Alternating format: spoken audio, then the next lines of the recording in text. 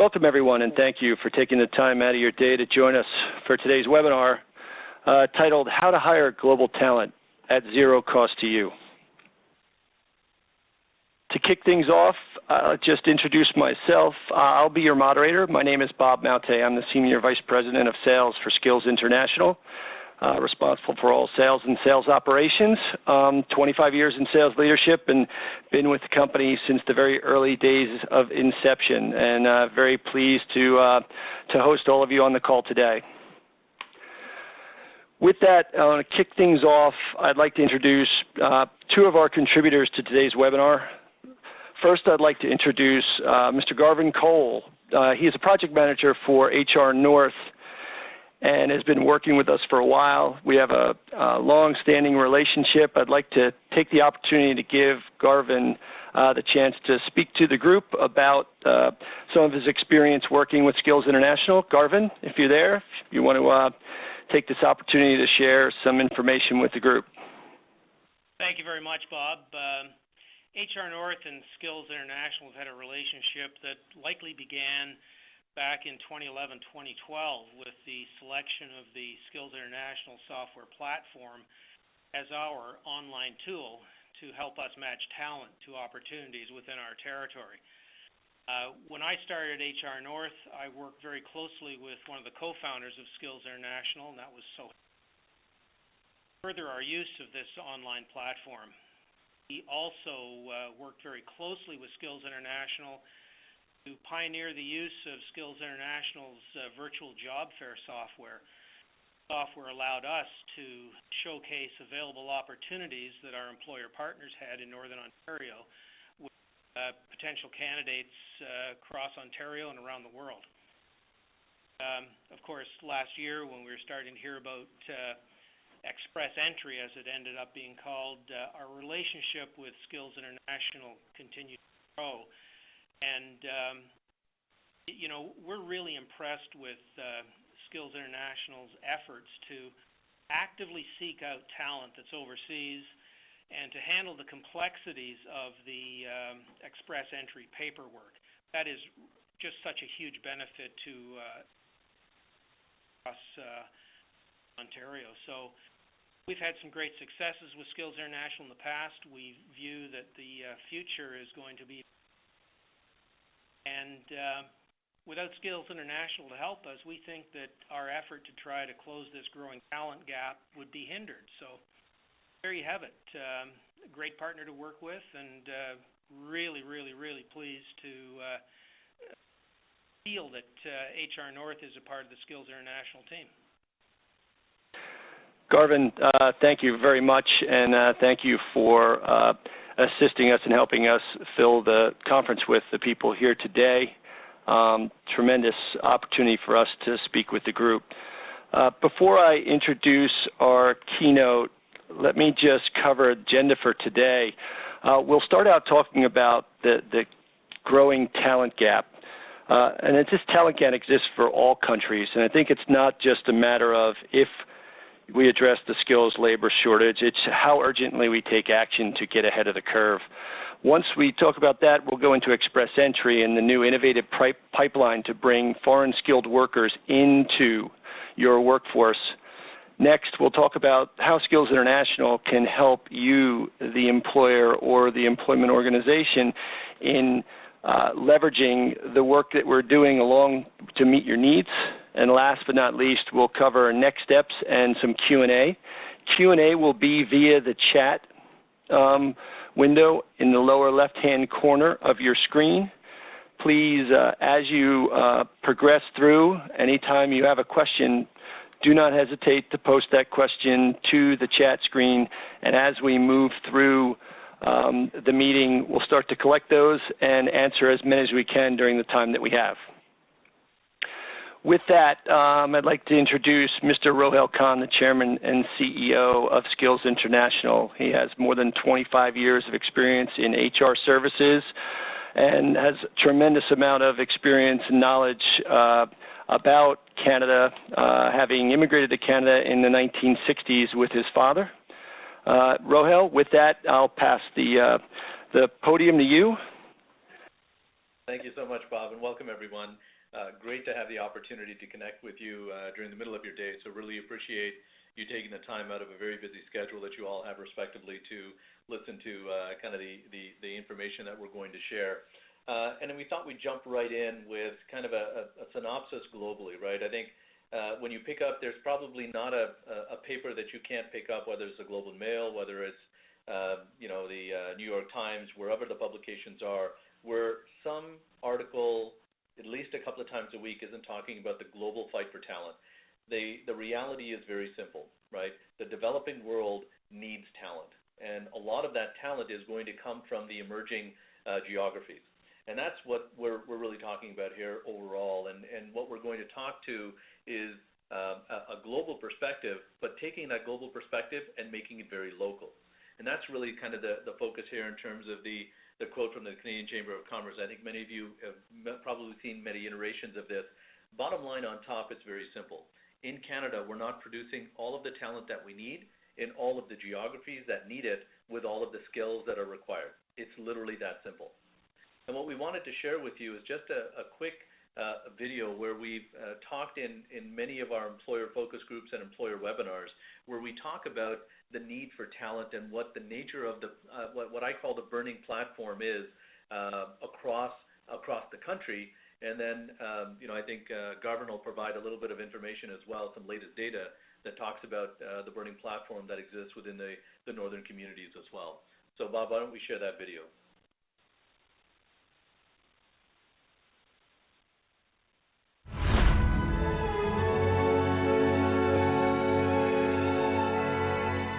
There's some very interesting things happening nowadays in terms of the current demographic situations we see in Canada.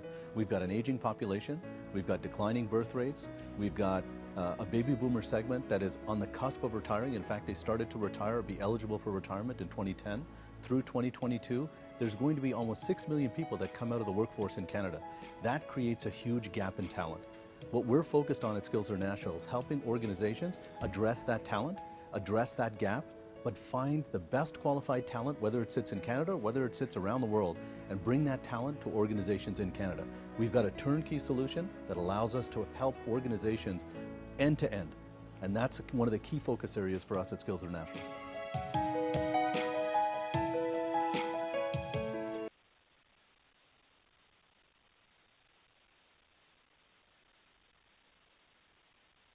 With that, I think it highlights just some of the challenges that we're seeing demographically, and I think maybe a nice segue back to Garvin in terms of kind of the challenge in the northern community. Garvin? Thanks very much, Bob. We really see that this talent gap is a monstrous problem right across Canada. So here in Northern Ontario, it's even more severe. The data of the 146,895 they're going to retire over the next 15 years comes directly from data provided by Julie Jonka, the Far Northeast Training Board. And that number represents 40% workforce here in Northern Ontario. Now, the data that comes out of the Workforce Planning Board down here more towards North Bay, the Labour Market Group, that's showing basically the same number of the same statistics. Couple the retirement with out-migration. So we see and have seen for a long time the exodus of the young from the north, south, heading to the larger cities. And that out-migration is not slowing. In fact, there's a demographer named Michael Hahn who was working for the University of Brunswick. He's now with Western University in Ontario. And during the 2017 Starts Now conferences, being the 150th anniversary of Birth of Canada, they are predicting another large bubble of out-migration of youth. Whatever we've seen so far is going to bubble again in 2017. You couple retirements, out-migration, and it equals a talent shortage like we've never seen. So, Ontario Chamber of Commerce made a statement a few years ago that said 46% of employers in northeastern Ontario we're struggling with recruiting. So with our low birth rate, with migration, with the upcoming baby boomer retirements that are landslide, our only solution is need more people. The way we're going to get that is through immigration. Now, immigration in Canada as a whole is not something new. It has always happened since we came to this country. Pick a time if you want to pick 42 and talk about Columbus. He actually missed the Caribbean, where it's a lot warmer. We've always built this country based on immigration, and we're going to have to continue to do that based on the talent gap that we're seeing. If we don't fix the talent gap, it will affect our economy, it's going to affect lifestyle, and it's going to affect the economic viability of so many businesses. No, I think that's a great point, Garvin, and hopefully, I know there was a little bit of a problem hearing me. Hopefully you're able to hear me now. If we go to the next slide, as you just did, Bob, the reality is, in order to address this issue in terms of the lack of talent that's available and being manufactured, if you will, locally within Canada, the government instituted the Express Entry program, which is probably the most aggressive immigration reform program anywhere in the developed world. As we've looked globally, there is no other country that's taken the steps that Canada has with Express Entry. The big challenge, unfortunately, is that most employers still don't know anything about it. We've done some surveys in Metro Vancouver, Metro Toronto, et cetera, and we're finding that 71% of the employers that responded were unaware of the program. So it's great that the program exists.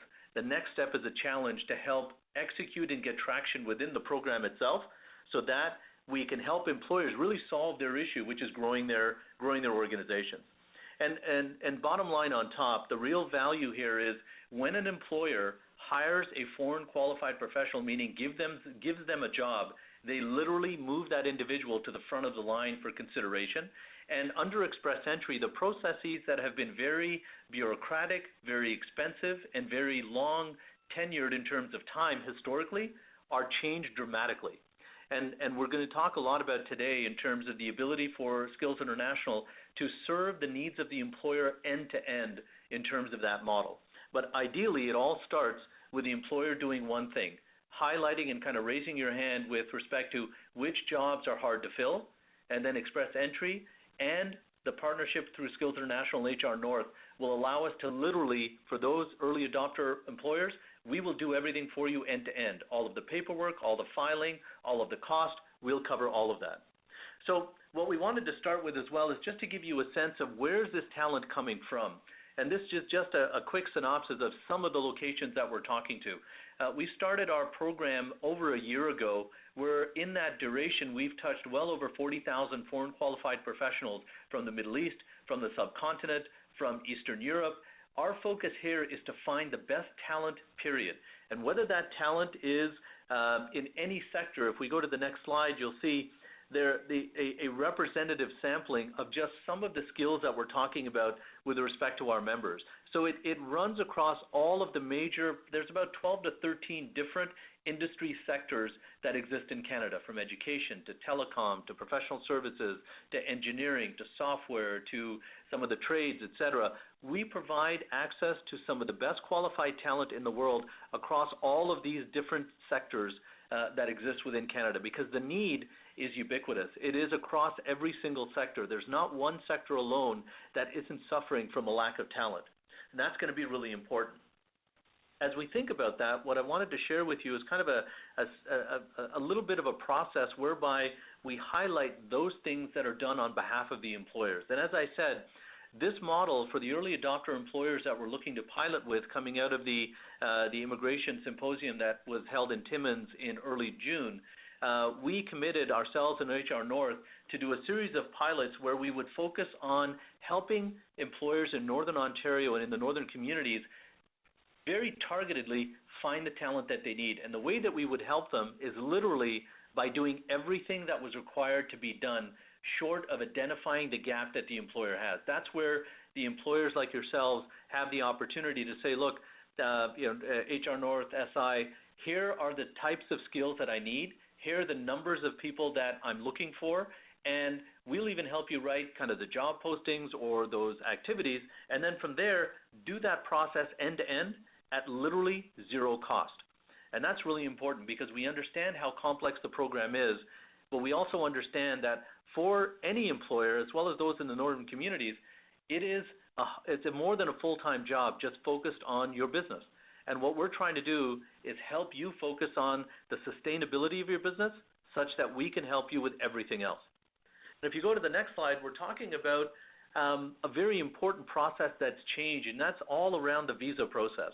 Our partner is the most proficient legal, or the most experienced law firm in Canada with respect to immigration law and immigration activities.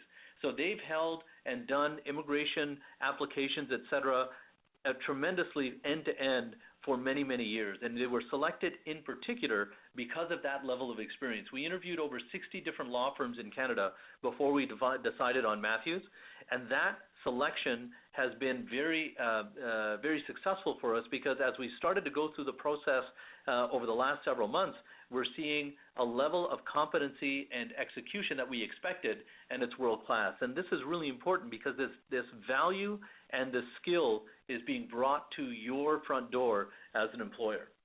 And one of the most important processes that many of you, I think, have had to deal with in the past, which was very, very bureaucratic, I guess would be a nice way to put it, was the labor market impact assessment. And this is a new program that's been revised under Express Entry. And this is something that Matthews will do end-to-end for us. The submission of the paperwork, the submission of the documentation that's required from the employer will literally act as an agent on your behalf.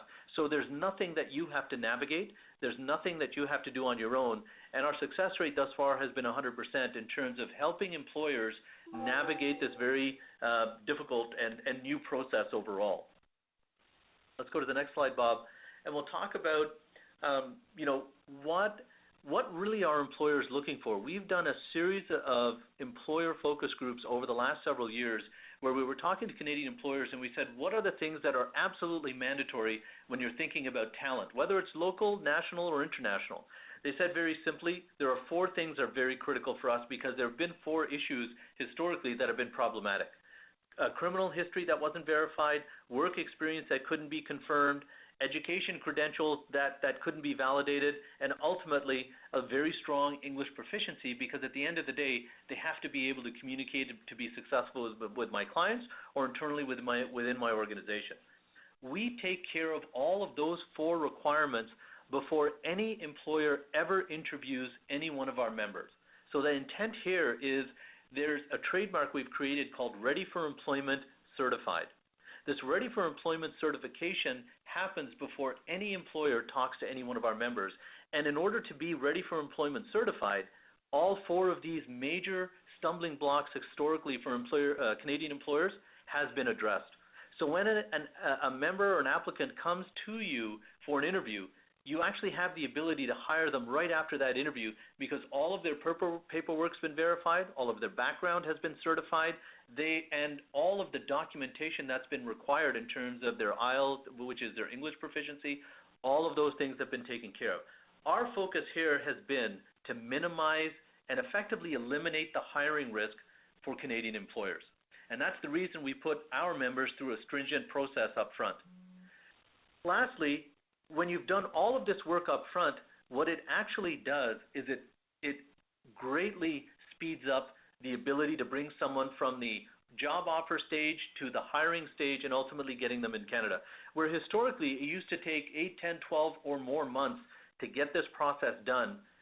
Through our process, through our technology, and through our electronic links to our law firm as well as the Canadian consulates, we have the ability to take this very long time frame and shorten it to 12 to 16 weeks, which is about the normal process of posting and selection, et cetera, about what normal employers are looking for in terms of a need.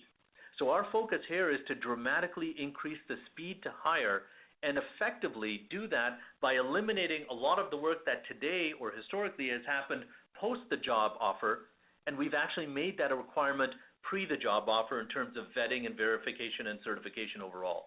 Very important. And what I'd like to share with you now is a video that speaks to how important that process is, because what we understand, is the need for businesses to manage the focus of their business and eliminate the barriers that they've had to deal with historically. So Bob, why don't we play this next video?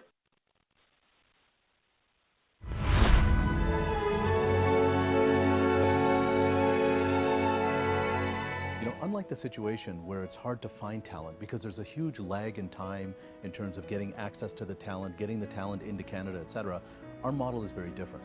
Our candidates are already ready to go. They've been verified, they've been certified, they've been validated in terms of the skills and competencies that they can bring to help organizations day one. Our process is much different, and we've done a lot of effort and invested millions of dollars to help ensure that that activity is done very, very quickly up front. So when we present those candidates to our employer partners in Canada, the time between getting the interview done and getting them on site could be a matter of weeks. That's a fantastic kind of solution, and it allows organizations to move at the pace that they need to move, not be subject to the bureaucracy that's going to be a challenge for them and has been a challenge for them historically. I think this focus here that we've had in terms of really looking at talent from the lens of the employer has been critical in terms of our ability to build relationships, because we appreciate the challenge that exists at the local level. And one of those important aspects is really around relocation and settlement. It's one thing to find the right individual with the right skills and the right talent. It's another thing to help them acclimatize to the local community. And where local settlement services are available in the communities, we will absolutely plug into those local providers to help ensure that individuals that come to the local communities get the benefit of that local orientation. But there are some communities that don't have access to a lot of these services. And in those situations, we'll create that capability ourselves to ensure that when someone comes, they have a soft landing into that community. And the reason is very simple. The day one when they're on their job, for them and their families, we want them focused on the work that needs to be done to be successful in that job for the employer that has taken the opportunity to hire them. We don't want them worried about all of the other things that are required, like where to go to school, where my kids need to be registered, where do I go to get my health card. All of those things are taken care of upfront by Skills International, and we focus on that to ensure a seamless and soft landing into the community, again, with the intent of making sure that focus day one on the job is the primary focus that they have.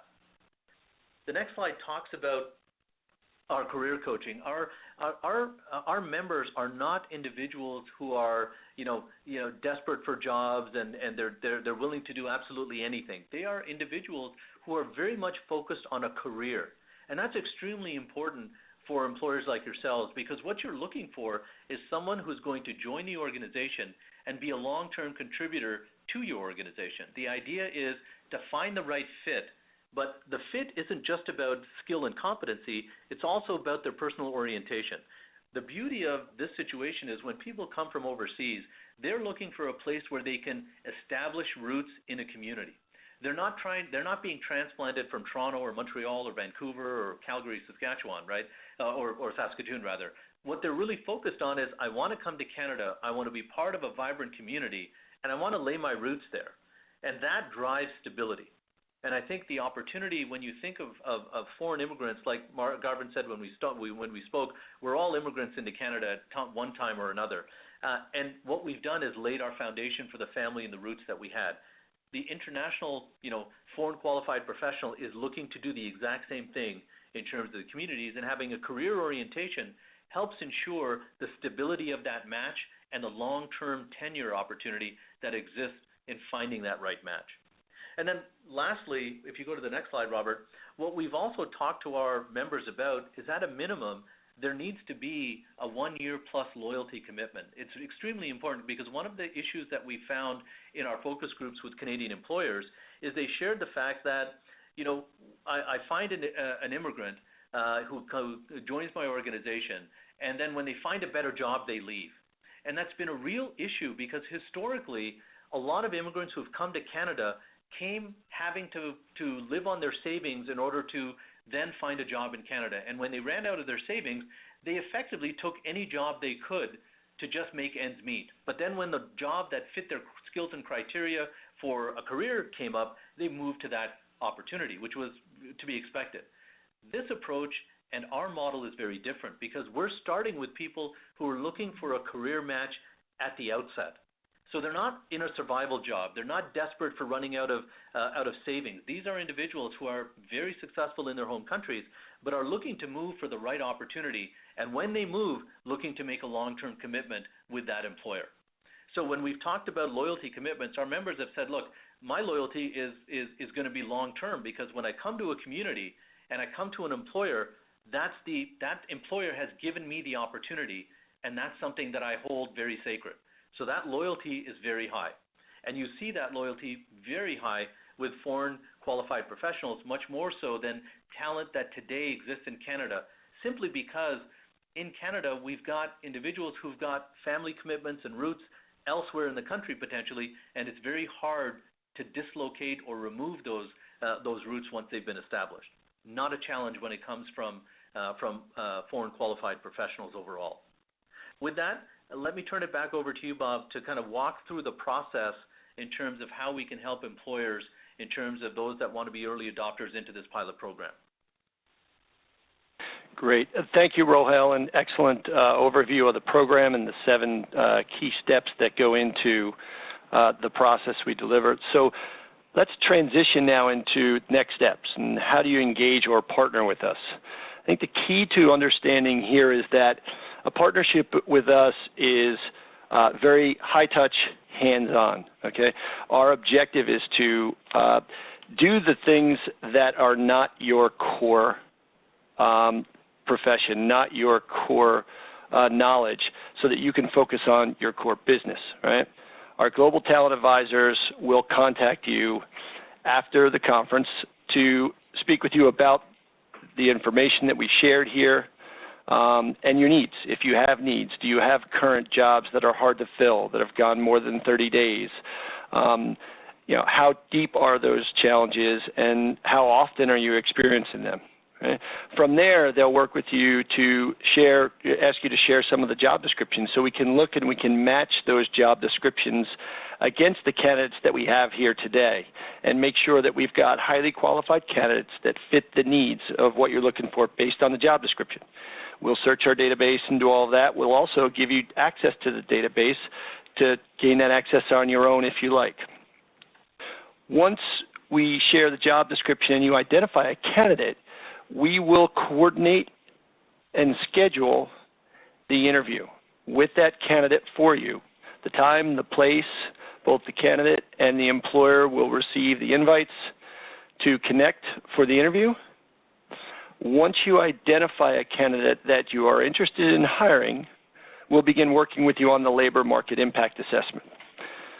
We'll engage Matthews Immigration Law. They'll go through the process.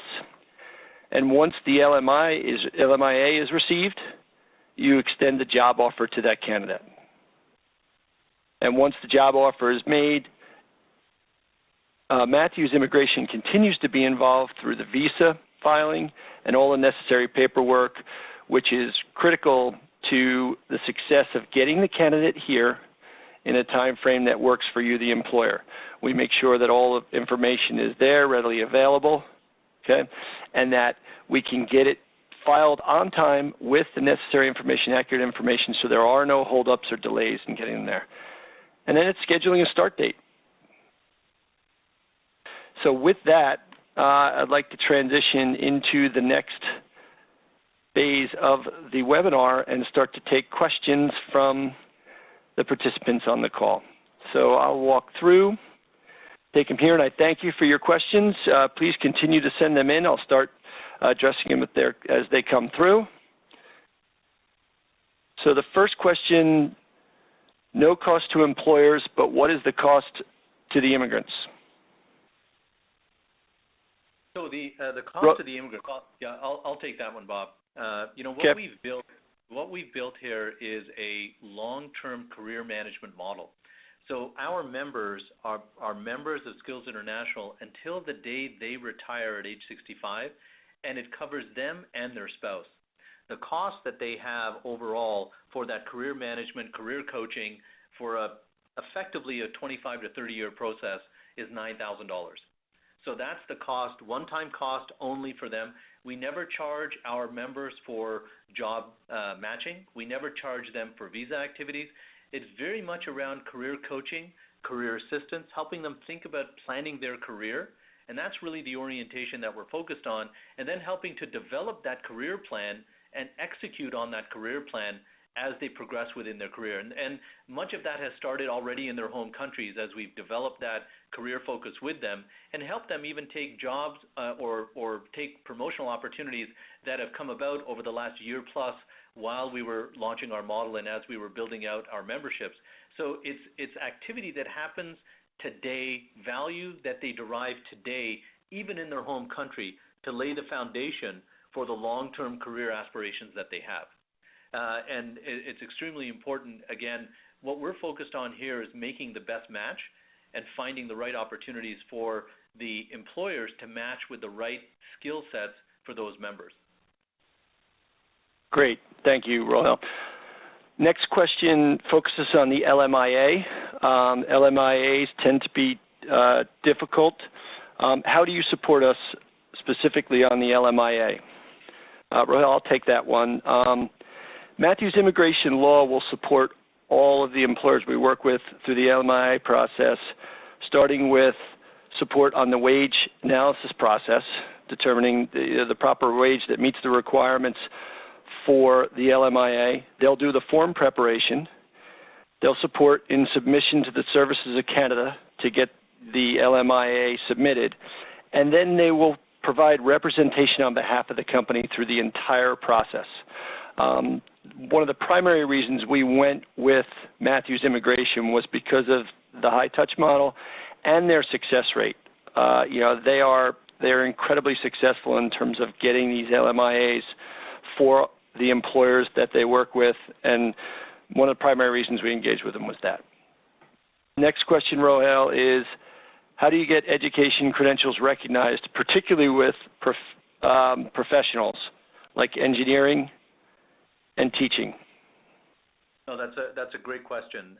And in fact, there are two ways that we get those educational qualifications recognized. First and foremost is through one of our partners, World Education Services. So it starts with making sure that the degrees and the certificates and the diplomas, et cetera, that are obtained in the home countries are equivalent to the minimum standards that are required in Canada. And World Education Services does that assessment of their local degree, et cetera, to ensure that it meets the requirements that are complementary in terms of equivalency in Canada. So that's step number one. And then I think, as said here, it goes a little further. What about those certifications like a civil engineer or a manufacturing engineer, et cetera? There are also sector councils in Canada that we're working with that help provide certifications in terms of minimum requirements, those that are around technical skills. And those sector councils are also partnered with us to help us understand what minimum requirement is there, whether it's a certification that needs to happen in terms of written form or a practical assessment. So that's also a key part of the overall skills and competencies assessments that we have in place.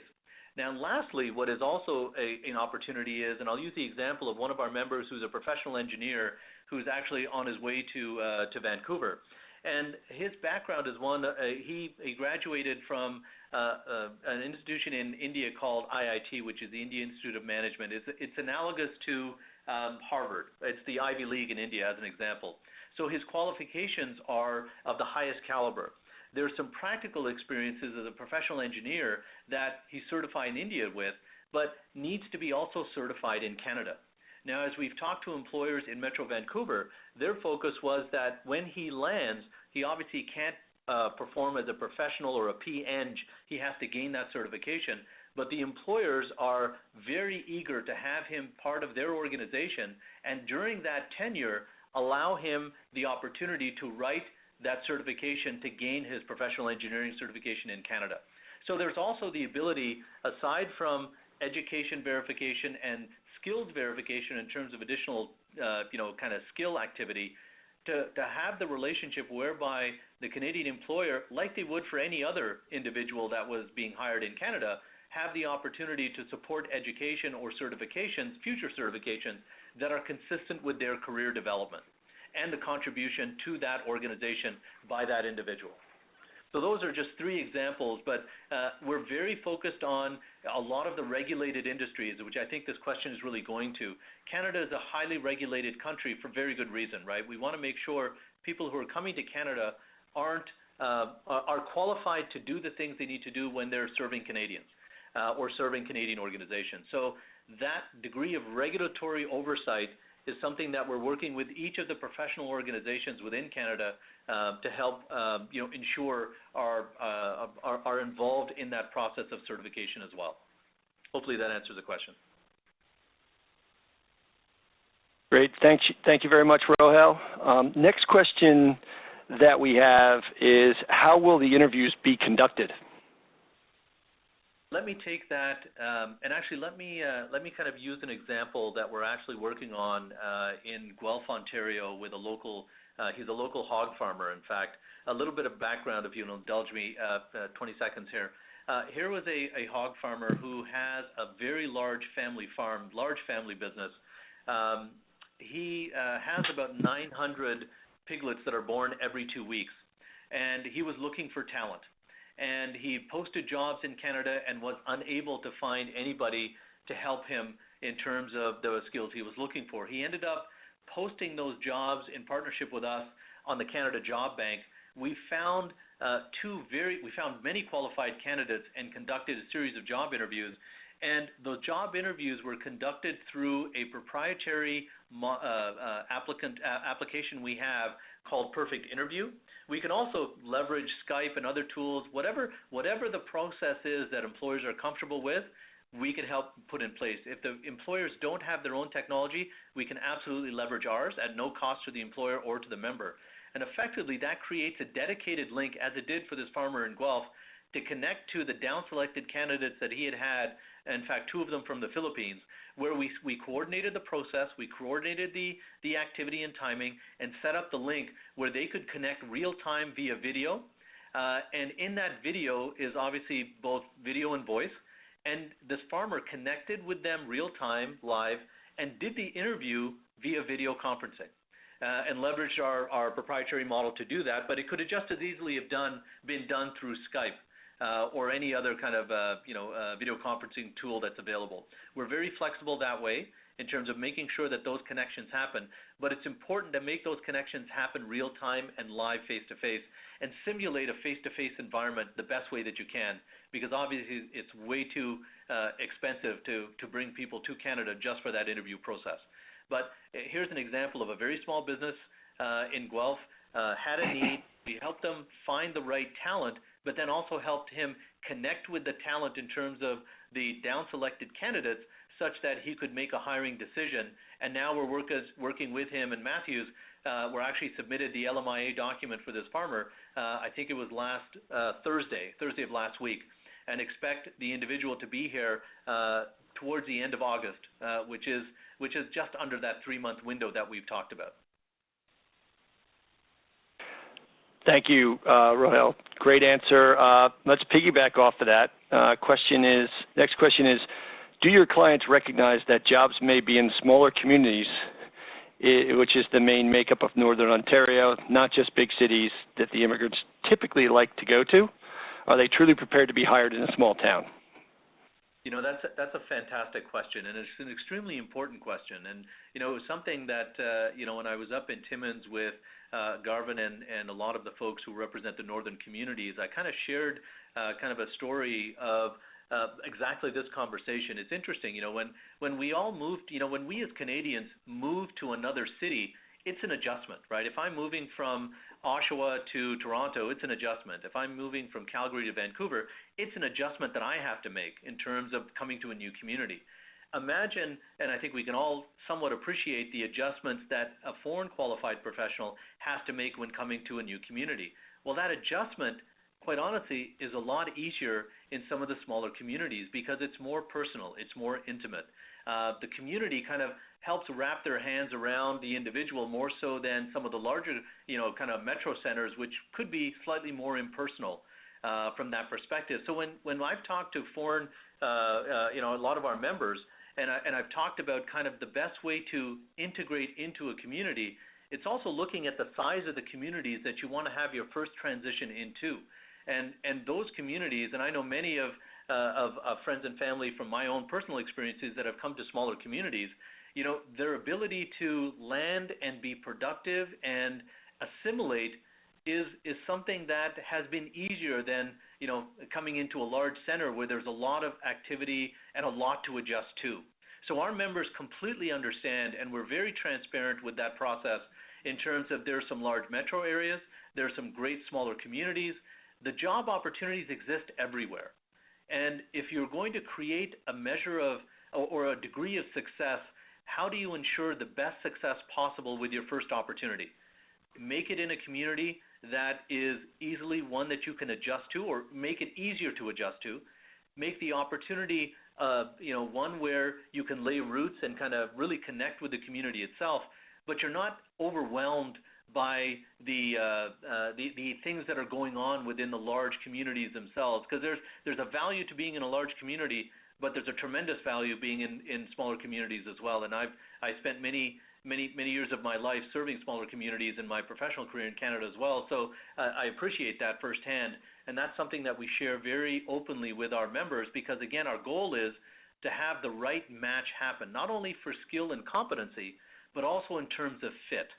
And it's a situation that's really important. And many of our members have said, look, we're very eager for the smaller communities because it allows me to adjust and allows me the time to make that adjustment more meaningful for me and my family.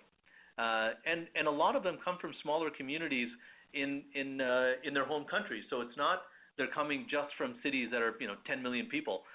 Many of them are from suburb and smaller communities themselves. So that transition is something that's key. Great, Rohel. Thank you for the answer. Next question, is this process valid even if I want to bring specific talent into the country? And I think also ties us off of our story earlier about our pig farmer. Oh, absolutely. And that's a great question. I think, when I look at an employer, and in my, 25-plus year career, I've had to build businesses in Canada, in the U.S., effectively 20-plus countries around the world. And when you're establishing a business or running a business, the constant need for talent, both to address the attrition that happens, but also the growth opportunity that happens, is extremely important. And again, let me use the example of the farmer in Guelph, because it's a really important example. He's a great individual. He was an immigrant in the early 60s himself from Eastern Europe. He came here, established a huge family farm. He has 3 children, all of which are now in university. He told me, he said, Rohil, I don't want my children, coming back to the farm. I want them with professional designations, and I want them doing something else, because it takes a special skill to be a farmer.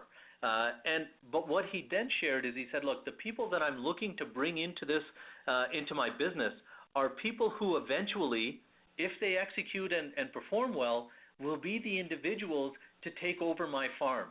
Because my children don't want my farm, and I need some way to hand it down and monetize my business when I'm approaching retirement.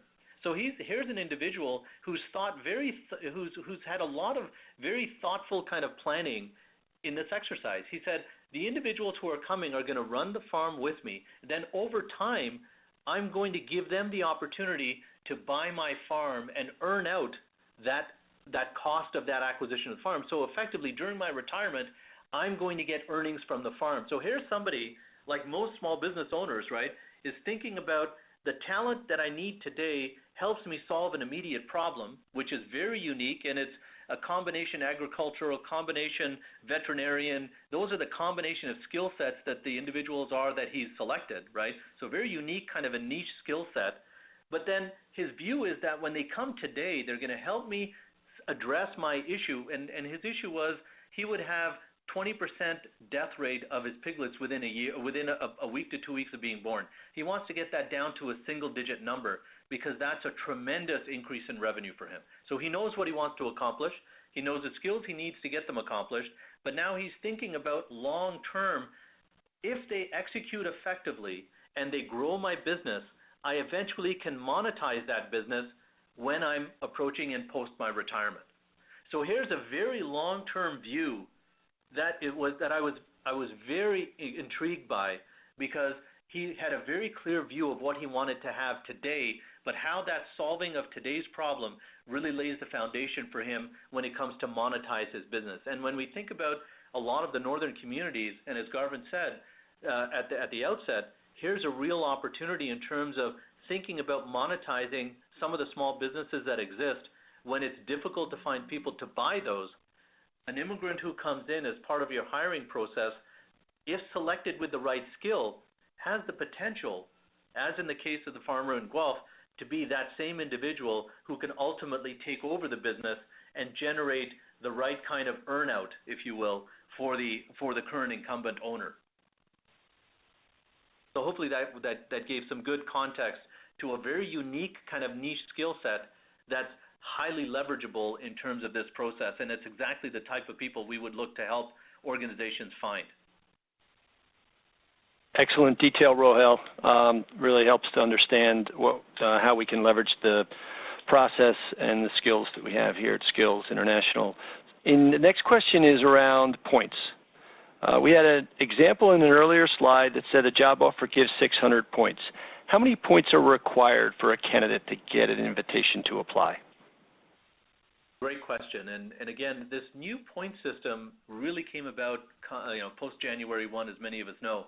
And in order to be qualified to come to Canada, the threshold is defined by the Canadian government every 2 weeks. What the Canadian government committed to doing under Express Entry is they said every 2 weeks we will do a process called invitation to apply. And effectively what that says is every 2 weeks they are going to collect all of the applications in Express Entry. They are going to force rank them in terms of the number of points that people have.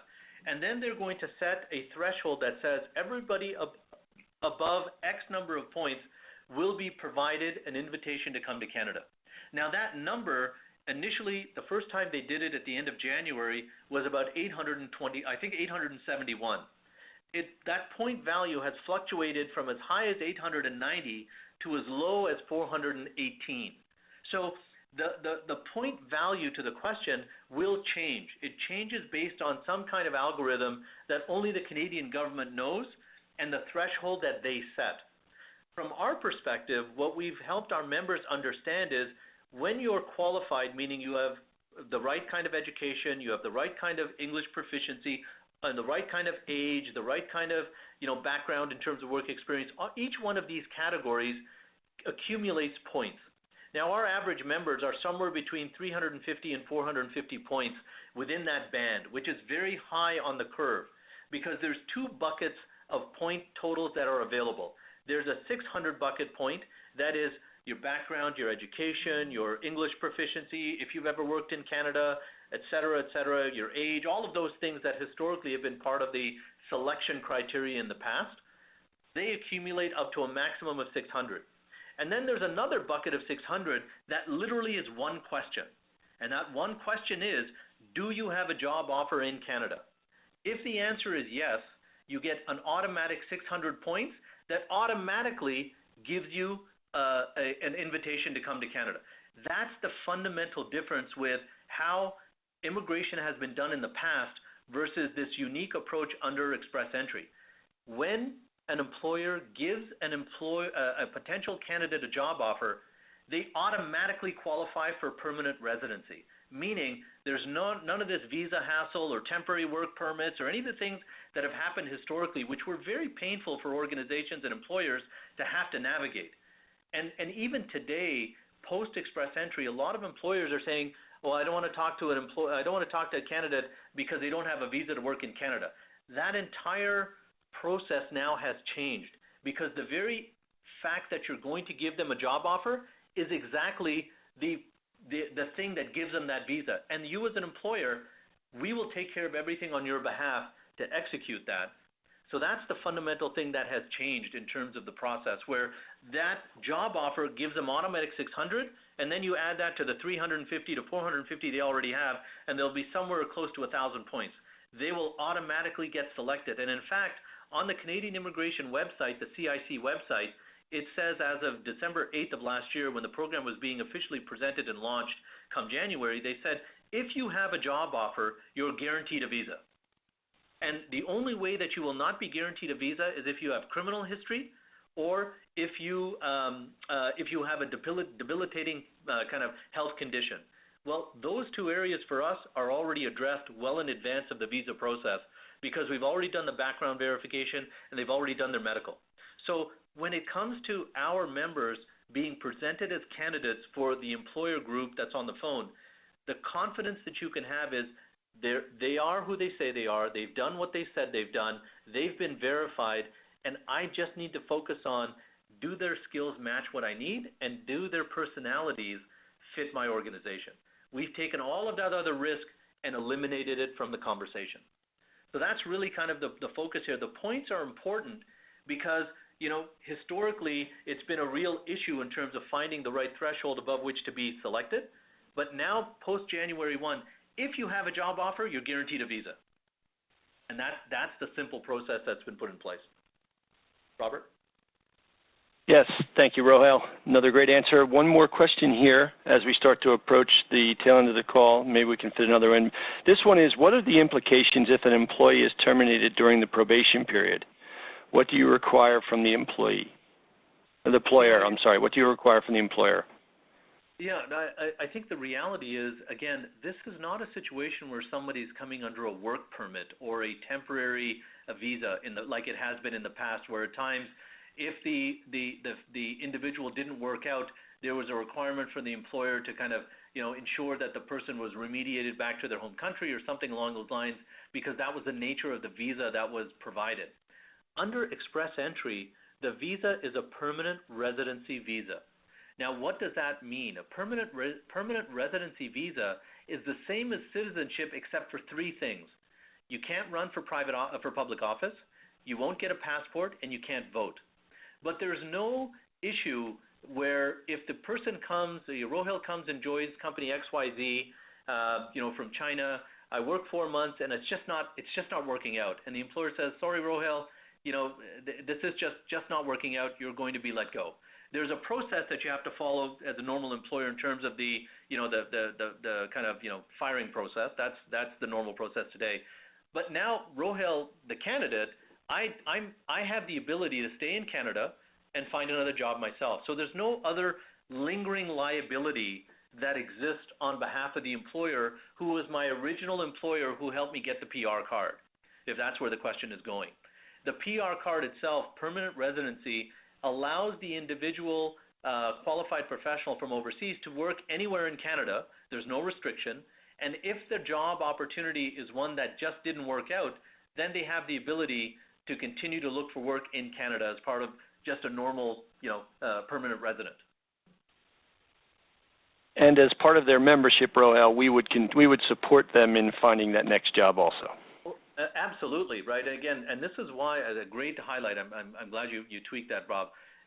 Absolutely. You know, our goal here is to build a lifetime relationship with our members. So if Rohel was with company XYZ and it didn't work out for whatever reason, let's say the company went bankrupt or the company was bought and downsized or something like that happened, then our career counselor that's aligned to me, the candidate, all I'm going to do is start the process whereby, again, we're helping them find the right match. So we do not leave them on their own either, right? They're not left to kind of search on, you know, and kind of, you know, exist on their own. There's a safety net that we've created as part of that relationship.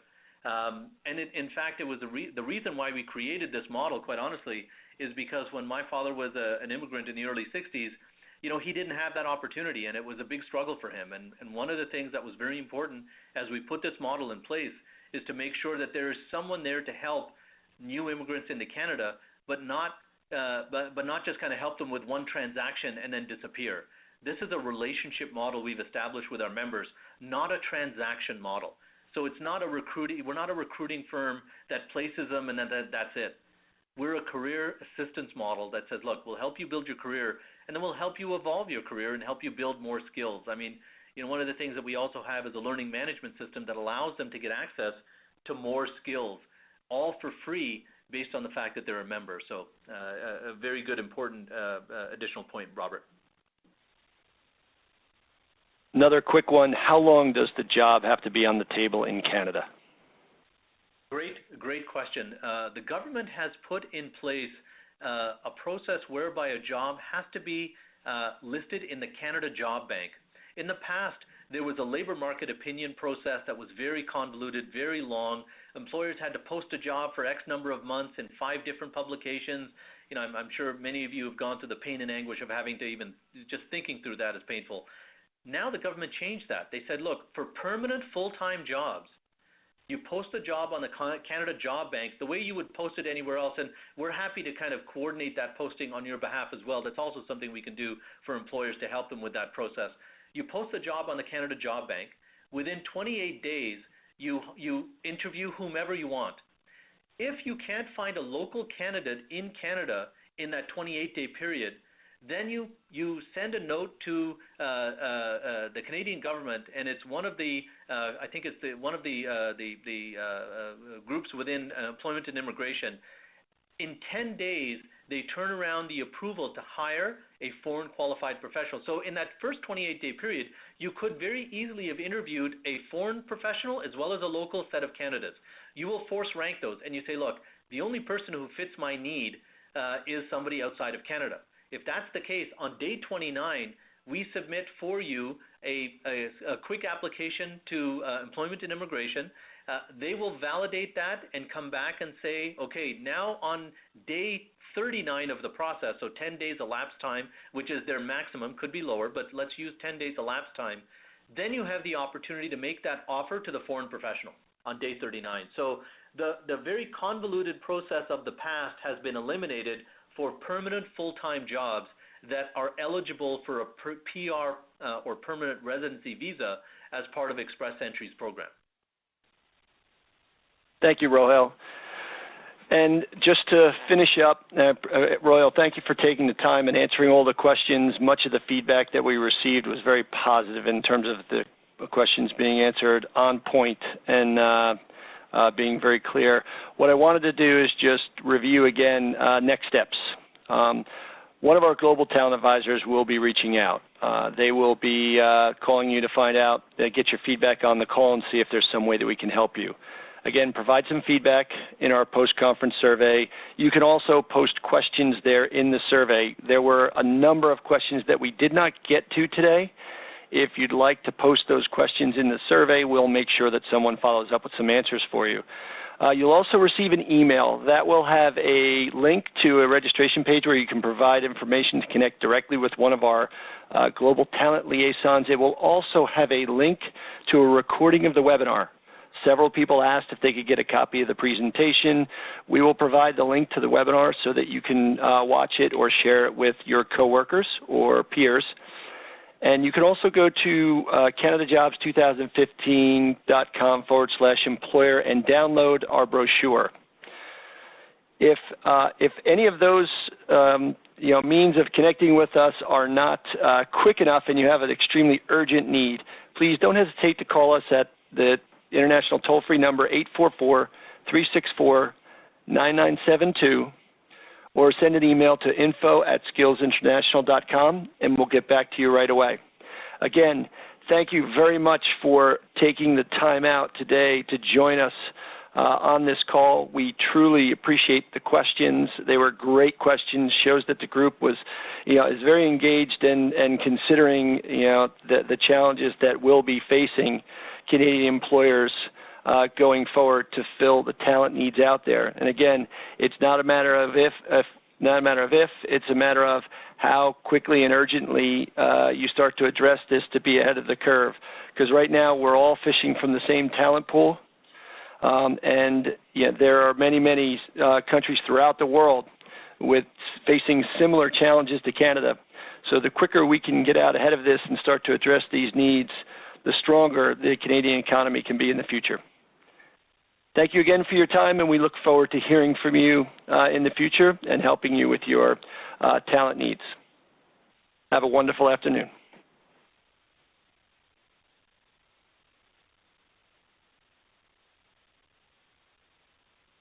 All right.